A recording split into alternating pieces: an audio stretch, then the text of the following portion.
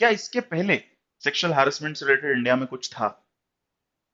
देखिए, थोड़ा बैकग्राउंड जानना जरूरी है किसी एक्ट को पढ़ने के पहले। Vishakha guidelines, very correct.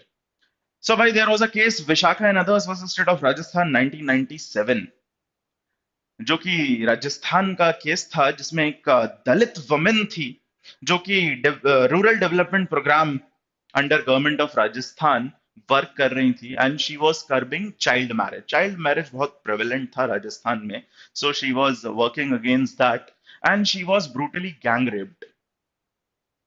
उसके बाद भी एक ऐसा ही आउटरीच था जनता के बीच, और इस पे एक पीआईएल फाइल हुई सुप्रीम कोर्ट में, जिसमें कोर्ट ने कुछ गाइडलाइंस दे दी एम्प्लॉयर्स के लिए कि वर्क प्लेस, क्योंकि she was associated with a government program, she was working under that, and then she was brutally gang raped. तो ऑर्गेनाइजेशंस को, let it be government organisation, let it be private organisation, सबको instructions दिए गए that you should have a proper mechanism to deal with such incidents. और not not only rape, sexual harassment का ambit काफी बढ़ाया गया। Vishakha case was the only case जहां पहली बार इंडिया में सेक्सुअल हैरेसमेंट के एक्ट को प्रॉपरली डिफाइन किया गया कि क्या क्या सेक्सुअल हैरेसमेंट में आएगा।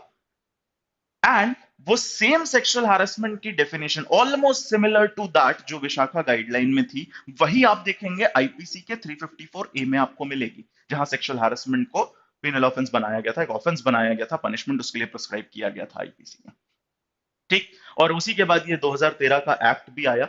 It is a specific law regarding that. तो अब जनरल तो डील करेगा आपका आईपीसी, स्पेसिफिक ये डील करेगा।